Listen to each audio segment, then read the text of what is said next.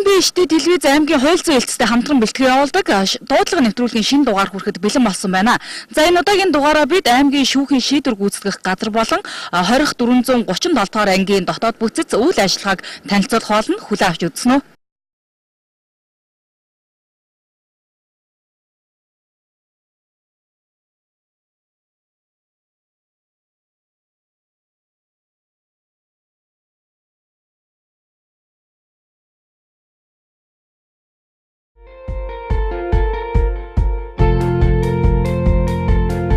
Монгол улсын иргэн бие шийдвэр гүйцэтгэх байгууллагад албахта хуулийг дээдлэн биелүүлж хүний эрх чөлөөг хүндэтгэн төрийн өмнө хуулиар хүлээсэн үүргээ үнэнчээр биелүүлж ажиллахаа батлан тангаргалъя. Би тангаргаасаа нэцвас төрийн хуулийн цээрлэл хүлээн гисэн тангараг өргөн ажилтдаг шүүхийн шийдвэр гүйцэтгэх албаны ажиллагаа дотоод бүтц зохион байгуулалтыг дуудлага нэвтрүүлгээр онцолж байна.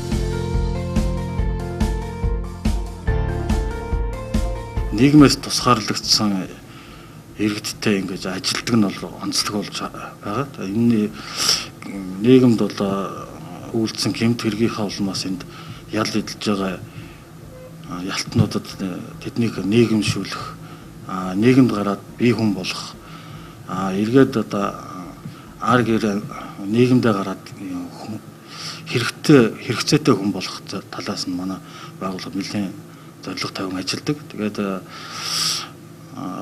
2016 онд нийтдээ 45 ялтан хугацаанаас өмнө бол хугацаа бус суллагдсан байгаа.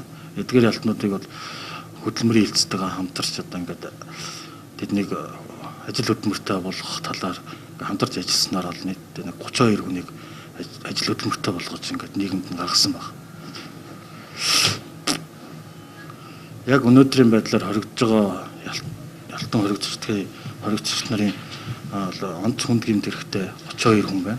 Хүнд төр гэмт хэрэгтэй 26 хүн байна.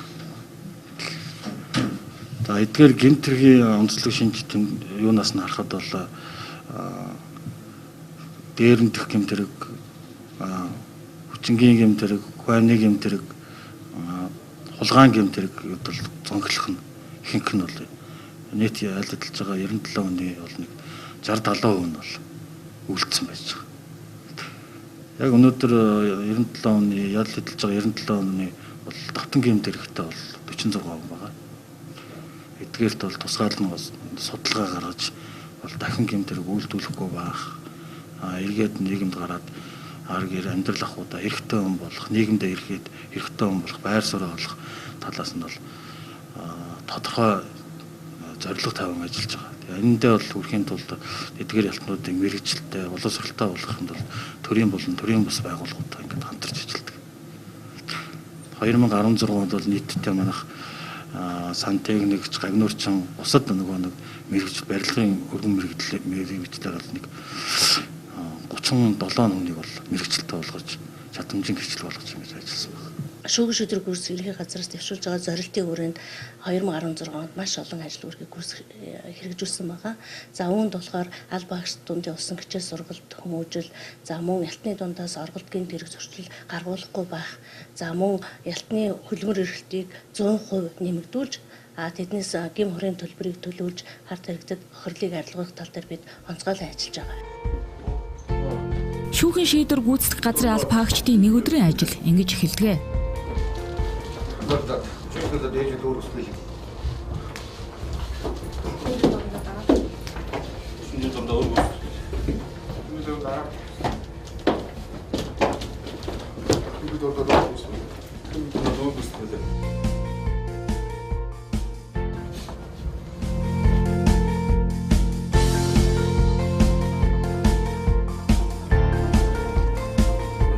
Ээлжийн бүрэлдэхүүнүүд хоногийн үүрэг гүйцэтгэхдээ хариуцлагатай гүйцэтгэх нь ангийн даргын батлсан цагийн хуваарийн дагуу ажил үүргээ гүйцэтгэж ялтан хоригдц тавих хяналт харуулах хамгаалтыг сунар сүлэмжтэй хариуцлагатай гүйцэтгэх гарч болцшгүй гэмт хэрэг зөрчлөөс урьдчилан сэргийлж ажиллаарай. Ойлгосон уу? Тийм. За ажил үүрэг гүйцэтгэх шалтгааллах зүйл байна уу? Тийм. За ажил үүрэгтэй бар.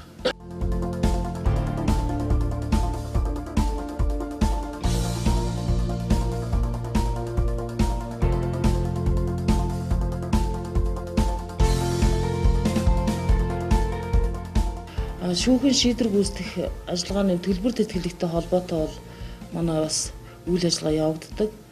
За энэ нь болохоор жилд одоо манай харилцах дансанд 2 тэрбум 800 мянган төгрөгийн төлбөр тэтгэлгийн одоо төлбөрийн мөнгө орж ирж мөн тэр хэмжээгээр одоо авах ёстой иргэд аж ахуй нэгжид нь 2 тэрбум 800 мянга орчим төгрөгийнхээ гүйлгээг зардлыг гаргадаг. За тэр төлбөр баргаж байгаа хэмжээгээр. За тэгээд шийдвэр гүйцэтгэгч нар маань бас ингээд энэ ажлынхаа үр дүнгээс ингээд урамшуул авдаг. Энэ урамшуул нь болохоор жилд одоо нийт манайх 2016 онд 110 сая төгрөгийн урамшуулал олгосон байна. Өнөөдрийн байдлаар энэ нь болохоор одоо манайх 10 тойрогтой жилд нэг тойргийн шийдвэр гүйцэтгэгч дундчаар 11 сая төгрөгийн орчмын одоо урамшуул авж ийн гэсэн үг. Шүүхийн шийдвэр гүйцэтгэх албан бол ялгдлуулах ажиллагааны хоёр чиглэлээр ажиллагаа явуулж байна. За нэгдүгээрт нь хорхиол, хоёрдугаарт нь орхоос өөр төрлийн ялгдлуулах ажиллагаа явуулж байгаа. За манайх бол орхоос өөр төрлийн ялгдлуулах ажиллагаагаа хариуцсан ажилладаг. За энэ дөрвөн төрлийн ялгдлуулж байна. Торгох, эд хөрөнгө хураах, тодорхой албан тушаал эрхлэх үйл ажиллагаа явуулах, эрхийг асах, албатай ажил хийх гэсэн юм дөрвөн төрөл дээр энэ зүйлээр ажиллаа явууллаа. За 2016 онд бид нийт 59 ялтанд орхоос өөр төрлийн ялгдлуулах ажиллагаанд хяналт тавьж ажилласан. За тухайлах юм бол албатай ажил хийх хялтаа 19 ялтанд нийт 5000 гаруй цагийн ажлыг эдлүүллээ. Энэ ажлыг бид аймгийн засаг даргатай агуулсан гэрээний дагуу аймгийн болон жаргалан сумын одоо тогтчлт үйлчилгээ, цэвэрлэгээ, хог очих ийм ажлуудад одоо эдгээр алтнуудыг ажиллуулсан. Энэ оны байдлаар нийт ажилласан ялтнуудын цагийг тийм ээ хөдөлмөрийн хөрсний доод хэмжээний 1 цагийн үнэлгээгээр тооцож үзэх юм бол одоо манай аймаг орон нутагт одоо 5-6 сая төгрөгийн одоо ийм ашигтай гэдэг юм уу тийм нийгэм одоо ийм хөдөлмөрийг эдгээр усуд хийж үзүүлсэн байгаа. Ер нь бол одоо эрх зүйн шинжилгээ хүрээнд хийгдэж байгаа гол бодлогын нэг бол хорхиолыг багасгаж орхоос өөр төрлийн ялыг одоо нэмэгдүүлэх ийм зарчим байгаа. Одоо эх онд шинээр мөрдөгдөх эрэг үйл, шүүхэн шийдвэр гүйцэтгэх тухай хуулиуд эдгээр зарчмууд бол тусгагдсан. За шинэ эрэг үеийн хууль, шинэ төрлийн ялыг одоо биелүүлэхтэй холбогдсон холбоотойгоор одоо энэ онд бид нар бас нэлээдгүй ажлуудыг хийж бэлтгээд байна. Танилцуулж Мөн албатууд хариуцсан ажил үүрэг даалгаврын дагуу зааварчилгаа авна. Шүүхэн шийдвэр гүйцэтгэх албан шүүхийн хүчин төгөлдөр шүүхэн шийдвэр гүйцэтгэх хуульцыг үндэслэн шийдвэр гүйцэтгэлийн ажиллагаа явуулдаг.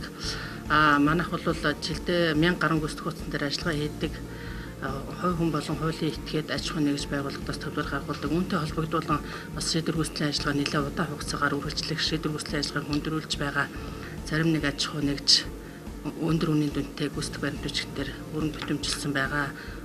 Энэ нь болохоор 45 сая төгрөгийн гүйцэтгэлтэй. Хуулийн этгээд дээр 2016 оны 12 сарын 7-ны өдөр тус хуулийн этгээд байгууллагын эд хөрөнгийг битэмжилж хаасан. Ингээд төлбөр төлөгч байгууллага маань 2016 оны 12 сарын 9-ний өдөр төлбөрөө төлж дууссан тул манайх тухайн өдөр нь эд хөрөнгийн чөлөөлж битэмдэж чөлөөлсөн байгаа. Ийм ажиллагаа хийгдсэн. Манай тойрог дээр их залуугийн яргуудын толгодын хоёрын дөрөв дотод төлбөр төлөгчийн хувийн орон сууц хашаа байшин битүүмжилсэн. Битүүмжлэх ажиллагаанд төлбөр авахчийг байлжуулсан хүнлэнгийн хоёр гэрчтэйгээ уг ажиллагааг хийж гүйцэтгсэн байна. Тэгээ битүүмжлэх ажиллагаагаа бүгдийг нэнгэрийн камераараа бичлэг хийж баримтжуулсан байгаа. Тэгээд манай тойрог дээр энэ 7 хоногт чинь нийт дансанд 17 сая төгрөг төвлөрүүлсэн. 7 иргэнд төлбөр авахч мөнгөний шилжүүлж өгсөн байна. Бэлнээр 2 гүйцэтгэх баримтчигт сая төгрөг хураасан, бас төлбөр авахчд нь олгосон байна. Төлбөр шилжүүлэх ажиллагааг бол тогтмол хийгддэг манай байгууллага. Иргэдийн төлбөр төлөгч төлбөр авахч нарын дансыг бол тогтмол дансанд бол тогтмол төлбөрийг шилжүүлдэг байгаа. Энэ ажиллагааг бол энэ 7 хоногт бол би 30 гүйцэтгэх баримтчигт 30 иргэний төлбөр тэтгэлгийг шилжүүлсэн.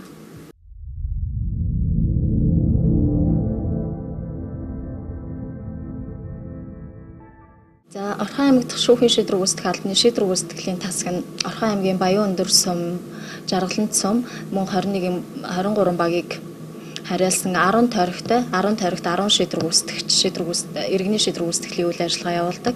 За иргэний шийдвэр гүйцэтгэл нь бол иргэд хоорондын үүссэн төлбөрийн маргаан болон хүүхдийн тэтгэлгийн гүйцэтгэх баримт бичгийн шийдвэр гүйцэтгэлийн ажиллагааг явуулдаг байгаа. За манай шийдвэр гүйцэтгэх тасгийн хувьд 2014 болон 2015-2016 оны ажлын үзүүлэлтийг харуулж үзэхэд жилээс жилд шийдвэр гүйцэтгэлийн ажиллагаа өсөн нэмэгдсэн, шийдвэр гүйцэтгэх ажиллагаа өсөн нэмэгдсэн, гүйцэтгэх баримт бичиг жилд маш ихээр нэмэгдэн ирж байгаа. За үүнтэй холбоотойгоор шийдвэр гүйцэтгэлийн ажлын ачаал харьцангуй нэмэгдсэн байгаа. За шийдвэр гүйцэтгэх 2016 онд шүүхээс шинээр 1000 орчим гүйцэтгэх баримт бичгийн 10 тэрбум төгрөгийн гүйцэтгэх хуудас хүлээж авсан байгаа. За оны үлдэгдэл 500 гүйцэтгэх хуудасны 300 орчим сая төгрөг нийтдээ за 1500 орчим гүйцэтгэх баримт бичигт 2016 онд шийдвэр гүйцэтгэлийн ажиллагаа явуулсан байгаа. За жилийн эцэст түүнээс 700 орчим гүйцэтгэх баримт бичгийн 4 тэрбум төгрөгийг дуусгар болгосон. За гүйцэтгэх баримт бичгийн бодит биелэлтийн жил 55% хүргэж ажилласан байгаа. Өнгөрсөн оны мөн үеэс манайх 10%-аар ахиулж ажилласан. Мөн төлбөрийн үнийн дүнг 1 тэрбум орчим төгрөгөөр илүү биелүүлж ажилласан байгаа.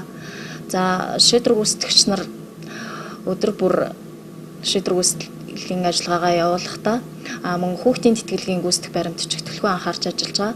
За манайх 800 орчим хүүхдийн тэтгэлэг авахчид шийдвэр гүйцэтгэх ажиллагаа явуулж тэтгэлгийн мөнгийг шилжүүлсэн байгаа. За энэ онд 77 гүйцэтгэх баримт бичгийг дуусгар болгосон хүүхдийн тэтгэлгийн энэ нь болохоор 77 тэтгэлэг авахч нар хүүхдийн тэтгэлгийнхээ мөнгийг бодитойгоор хүлээж авсан гэсэн үг. За тэгээд сар бүр авдаг тэтгэлгийн мөнгө энэ жил 1 тэрбум 200 сая төгрөгийг бид нар тэтгэлэг авахчид шилжүүлэн ажилласан байгаа. За мөн шийдвэр гүйцэтгэх ажиллагаанд холбоотойгоор эд хөрөнгийн дуудлага худалдааг явуулдаг байгаа. За дуудлага худалдаа манайх энэ жил 10 гаруй удаа дуудлага худалдаа явуулсан.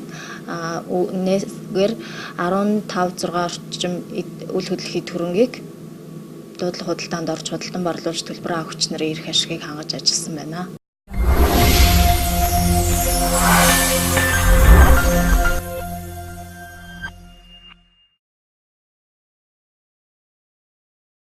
Шүүхийн шийдвэр гүйцэтгэх газрын 437 дугаар хойрох анги дэрэгдээ үйлдвэрлэл эрхэлдэг байгаа. За үйлдвэрт гар урлал, тоосхны үйлдвэр, барилгын өргөн мэргэжил зэргээр тус хойрох ангид ял эдэлж байгаа хүмүүжигчид ажиллаж хөдөлмөрлөдөг. Өнөөдрийн байдлаар манай хойрох ангид 97 ялтыг ял эдэлж байгаа. Тэгээ үүнээс бол одоо бид ажлын байраар нийт 60-70% нь ажлын байраар хангачаад байгаа. Зуны үйлрэлд бол бид нар нийт 98% нь ажлын байраар хангаж чаддаг. Яагаад гэвэл зуны үйлрэл тоосхны үйлдвэр маань ажиллаж байгаа. Тоосхны үйлдвэр одоо бол улирлын чанартай учраас амарт зогссон байгаа. Тэгээд одоо өвлийн үйлрэлт болохоор биелийн үйлдвэр, мужаан цех, тэгээд бусад гар урлалын чиглэлээр хүмүүсээ ажил хөдөлмөр эрхлүүлдэг. Тэгээд эдний ажил хөдөлмөр эрхэлж байгаа хүмүүсээ хамгийн гол нь ял эдлэгчдийн ажлын байраар хангаж бусдад учруулсан гим хорын төлбөрийг нөхөн барагдуулах зорилготой ажлыг хангаж ажиллаж байгаа та. Ер нь энэ ял эдэлж байгаа хүмүүс одоо гар урлал жижиг үйлдвэрлэл эрхэлж байна. За энэ бүтээлүүдийг ер нь аймаг орон нутгийн үзэсгэлэн худалдаанд ер нь хэр гаргана? Үзэсгэлэн худалдаанд манайх байнга оролцож оролцож байгаа. Тэнд худалдан борлуулагдсан юм одоо бас энэ нөгөө бусдад учруулсан гим хорын төлбөрийг нөхөн барагдуулахад л тэр юуг нь төлөвлөж байгаа та.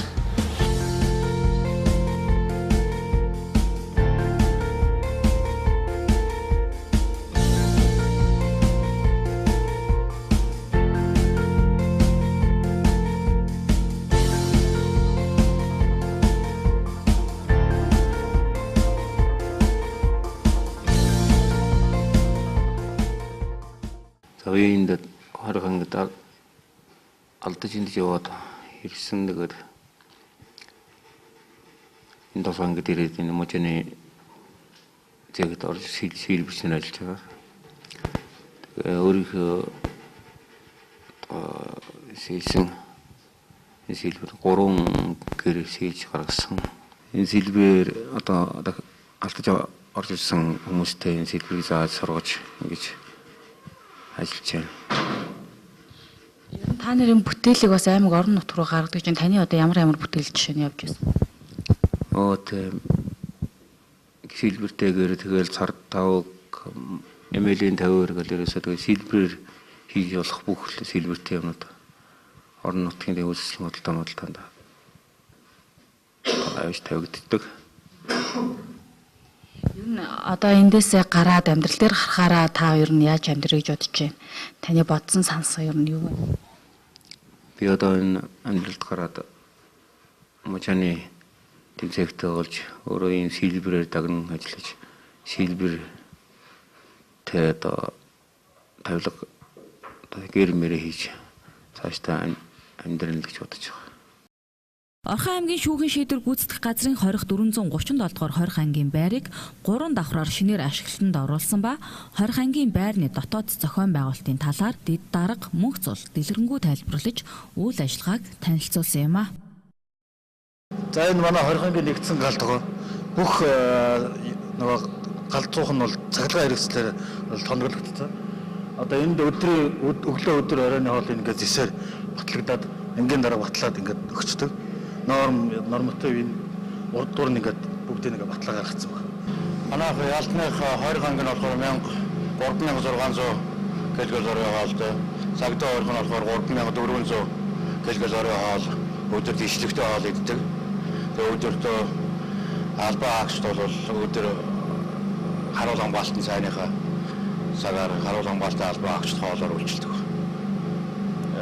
Ялтны хоолны амт чанар хүнсний аюулгүй байдал хоолны хүнсний ногооны аюулгүй байдал эрүүл хүнс гэсэн төвлөрөнд амт чанар дээр л анхаарч ажилладаг та хоолныхоо. Энэ байр бол одоо сая манай шинээр тогтжуулж одоо шинэ гарч байгаа нөгөө гэмтэргийн тухай хууль шүүхийн шийдвэр гүйцэтгэх хууль батлагдах байгаа холбогд бол ялтны хүлээж авах байрыг шинээр засварлан тогтжуулсан баг.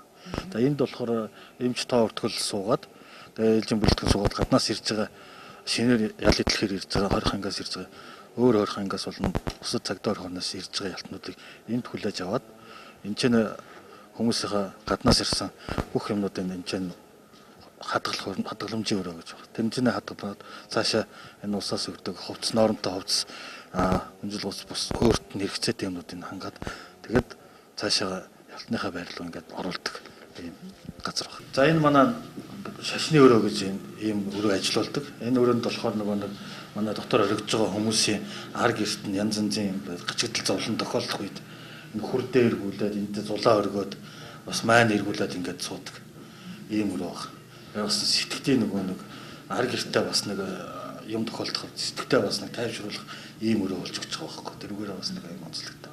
За 2016 онд манайхаас дэвшүүлсэн зорилтын хүрээнд энэ ялтны орчин нөхцөлийг сайжруулах зорилгоор энэ дэлгэх зүхийн ийм танхимыг бий болгосон. Энэ танхимд болохоор бүлгээр сургалтыг явуулна, хэсэгчилж цөөнөөр сургалтаа явуулахдаа дэлгэцэн дээр проектороор заах хичээлүүдээ энд ороо явцдаг. Мөн дээрээс нь энэ дээр чөлөө цагаар нь ялтнуудын чөлөө цагаар кино үзүүлдэг энэ дэлгэцэн дээр. Хөнгөн төрлийн гэмтрийг хэд удаа үлдсэн тийм ялтнуудыг энд ганцаарчлан өрдөг. 1-6 сарын 20 баримтлах ял авсан хүмүүс ганцаарчлан ял эдэлдэг. Эдгээр ялтнуудыг болохоор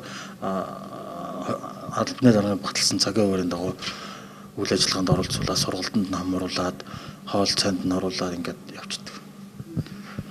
Бусад жирийн ялтнуудаас бол тусгаарлаад бүгд ганцаараа ял эдлэх ёстой хуулиндаа тийм заалт байдаг. Тэрнгээр нь ял эдлүүлж байгаа.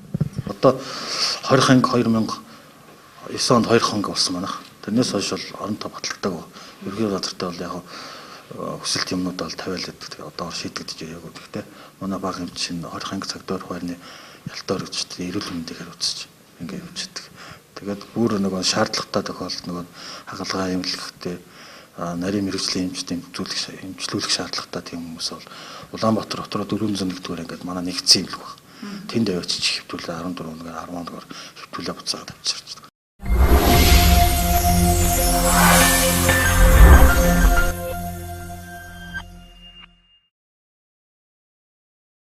За нийтийн алтнууд бол ерөнхийдөө яг нэг өвчлөлөөр зэрэг нэг олон хүмүүс нэг дороо хамрагддаг болохоор зэрэг яг нэг улирлын чанартай ч юм уу тий хүүтний улирал таниад ихсэх ч юм уу жоохон халууны нэг 100 мөн болохоор даралт ихсэх ч юм уу яг нэг олон хүнийг дор байдаг болохоор тийм улирлын чанартай өвчнүүд л их байдаг болохоос яг бол тэгээд нэг актер тийм онцлоод яах гэдэг юм актер өвчнүүд бол гайгүй байдаг ерөнхийдөө. Тэгээ манайх ч нэг голцоо залуу хүмүүс байдаг болохоор бол яг тийм актер архаг хүчтэй хүмүүс харьцангуй бага. Тэгээ хэрвээ шаардлагатай бол манайх ч нөгөө хорхын нэгдсэн юм рүүгээ эмчилгээнд хамруулцдаг. Тийм болохоор зэрэг бол яг энэ 20 ангид бол тийм хүнд өвчтэй хүмүүс л гайгүй эмчилгээ.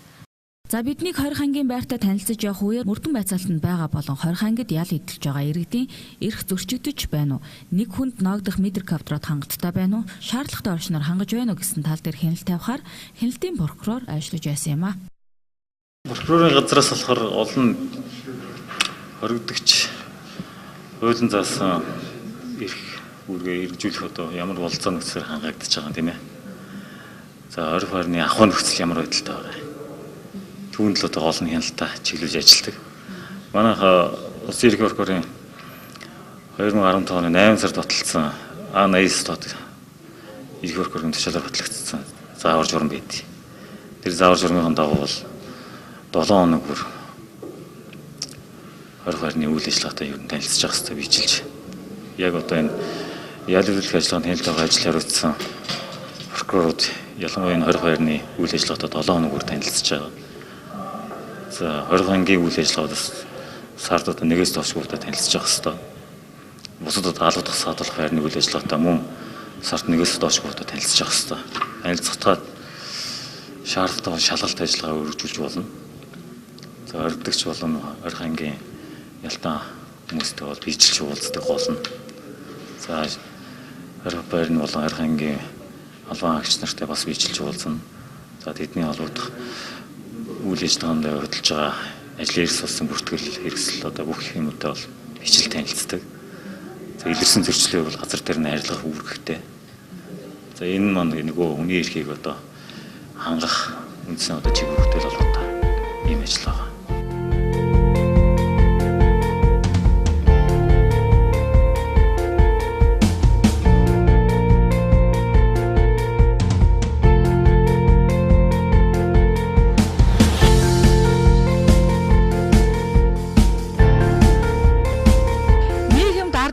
Дунд бол 20 анги бол нэг кинон дээр гардаг шиг аимшигтайгаар төсөөлөгддөг.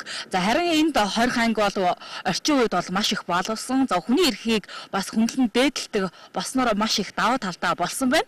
За одоо бидний саяны орсон 20 анги гэхэд бол бүгд ямар нэгэн байдлаар хөдөлмөр эрхлэлжийн сурч боловсрч байна. За тэдний нийгмийн байдал болон эрүүл мэндийн байдлыг бол маш их анхаарч ажилтдаг нь эндээс харагдаж байна.